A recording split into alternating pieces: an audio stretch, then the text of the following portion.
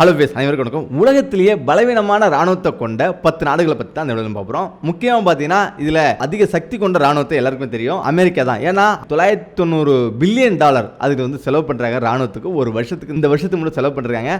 அதுக்கு அடுத்தது பார்த்தீங்கன்னா சைனா $300 பில்லியன் செலவு பண்ணுறாங்க. அதுக்கு பிறகு இந்தியா $100 பில்லியன் செலவு பண்ணுறாங்க. இல்லை ரஷ்யா $84 பில்லியன் செலவு பண்ணுறாங்க.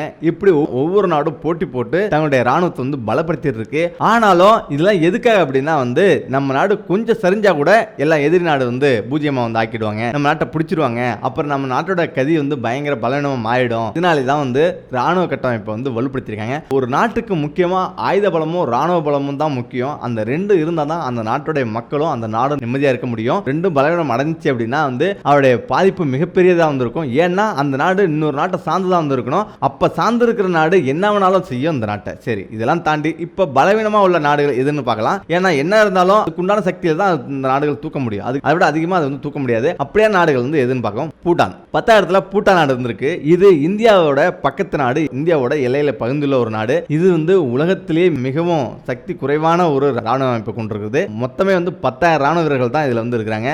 அதனால என்ன பண்றாங்கன்னா ஃபுல் அண்ட் ஃபுல் எல்லாமே இந்தியாவை சார்ந்து தான் இந்த நாடு இருக்குது. அதனால எந்த ஒரு நாடு இது மேல கையை வச்சாலும் இந்தியா உடனடியாக கேள்வி கேட்க ஆரம்பிக்கும். இதனால தான் ரொம்ப பலவீனமான ஒரு ராணுவ அமைப்பு கொண்ட ஒரு நாடு பூட்டான் விளங்குது. அடுத்து பாத்தீங்கன்னா பெனின். இது ஆப்பிரிக்க நாடுகளில் ஒன்றான இந்த பெனின் தான் உலகத்துல அடுத்த பலவீனமான ஒரு ராணுவ பலத்தை கொண்டது. ஏன்னா இந்த நாட்டோட மக்கள் தொகை 1.3 கோடி தான். அந்த மக்கள் தொகை கொண்ட இந்த நாட்டில் ரொம்பவும் பலவீனம் நிறைஞ்ச ராணுவம் இருக்குது. முக்கியமா நைஜீரியா போன்ற நாடுகள் எல்லையா கொண்டிருக்கு. அதனால இதுக்கு ஏகப்பட்ட பிரச்சனையை அடிக்கடி இந்த நாடுகள் சந்திச்சிட்டு இருக்கு. இதெல்லாம் வெளியில பலவீனம் தெரிஞ்சிருந்தாலும் அந்த நாட்டோட குறிப்பிட்ட அளவுக்கு தான் தாக்கு பிடிக்க முடியுது. ஏன்னா ஓரளவுக்கு மேல அளவுக்கு அதிகமா வெளியில கடன் வாங்கிட்டு இருக்காங்க. அந்த கடனை அடைக்க முடியாமே அந்த நாடு திணறிட்டு இருக்கு. அதனால எப்பனாலும் இந்த நாடு திவாலாகலாம் அப்படின்ற சூழ்நிலைக்கு போயிட்டு இருக்கு. அதுக்கு பாத்தீங்கன்னா சோமாலியா, அதாவது கிழக்கு ஆப்பிரிக்காவில் இருக்கிற மிகப்பெரிய கடற்கரையை கொண்ட ஒரு நாடு அப்படின்னா அதுதான் சோமாலியா. இந்த நாட்டில் கென்யா, ஏமன் போன்ற நாடுகள் தான் எல்லைகளாக கொண்டிருக்கு. முக்கியமா இந்த நாட்டில் பலவீனமான ஒரு ராணுவத்தை கொண்டிருக்கு. அதனால தான்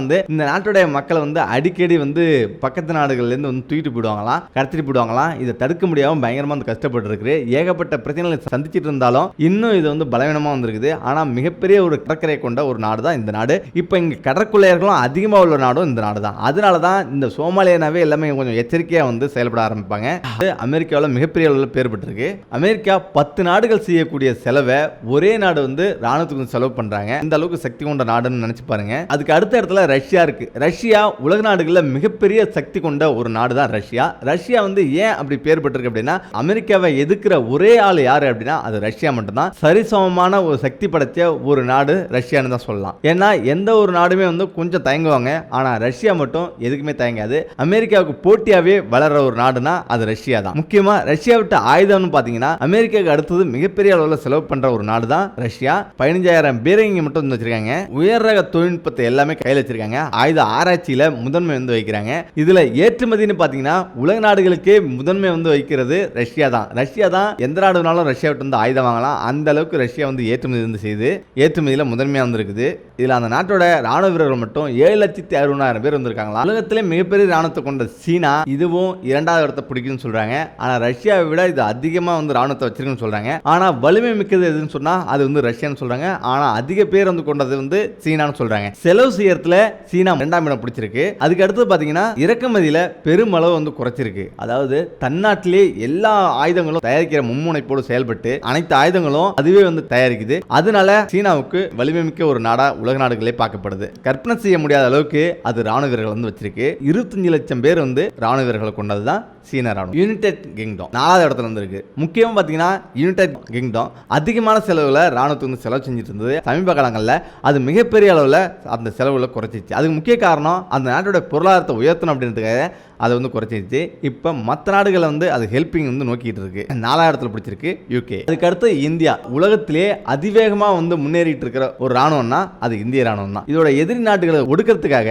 தன்னுடைய ராணுவ பலத்தை அதிகரிச்சுட்டே வருது. உலக நாடுகளை வியக்கும் அளவுல தன்னுடைய ராணுவத்துக்கு அதிகமா செலவு செஞ்சுட்டு இருக்கு. முக்கியமா 1 கோடி வீரர்களை கொண்ட ராணுவத்தை வச்சிருக்கு இந்தியா. இதுவும் எண்ணிக்கையில 2வது இடத்தை பிடிக்கும். முக்கியமா பாத்தீங்கன்னா $46 பில்லியன் அமெரிக்க டாலர் செலவு செஞ்சிட்டு இருந்தது. ஆனா தற்போது $100 பில்லியன் வந்து இப்போ செலவு செஞ்சுட்டு இருக்கு. இதனால உலகத்திலேயே வந்து அதிக வலிமை மிக்க நாடா 2வது இடத்துல வந்து இருக்குது. அதே நேரத்தில் உலகத்திலே மிகப்பெரிய ஆயுத இறக்குமதி வந்து இந்தியாவில் தான் நடைபெறுது. அதுக்கு அடுத்த இடத்துல வந்து பிரான்ஸ் ராணுவம் உலகத்திலே வலிமையா வந்து பார்க்கப்படுது 5வது இடத்துல. இதுக்கு முக்கிய காரணம் என்னன்னா ராணுவத்துக்கு செய்யக்கூடிய செலவை படிப்படியாக குறைச்சிட்டு வந்துச்சு. அது தன்னுடைய ராணுவத்துக்கு தற்போது $40 பில்லியன் செலவு பண்ணுது. ஆனா அதுக்கு பின்னாடி வந்து இன்னொரு விஷயம் வந்து இருக்குது. எல்லா பொருளுமே வந்து இறக்குமதி எல்லாமே கட் பண்ணிட்டு தன்னுடைய சொந்த நாட்டிலே எல்லா பொருளையும் வந்து தயாரிக்க ஆரம்பிச்சிச்சு. அதனால தான் வந்து ராணுவத்துல இன்னும் சில வருஷங்கள்ல மிகப்பெரிய அளவில் முன்னேற நாடு. முக்கியமா இந்த நாடு ஆப்கானிஸ்தான்லயும் ஆப்பிரிக்காவிலையும் மும்முனைப்போடு வந்து செயல்பட்டு இருக்கு. இதனால பிரான்ஸ் ஒரு முக்கிய நாடா பார்க்கப்படுது. ஜெர்மனி ஒரு முக்கியமான நாடு.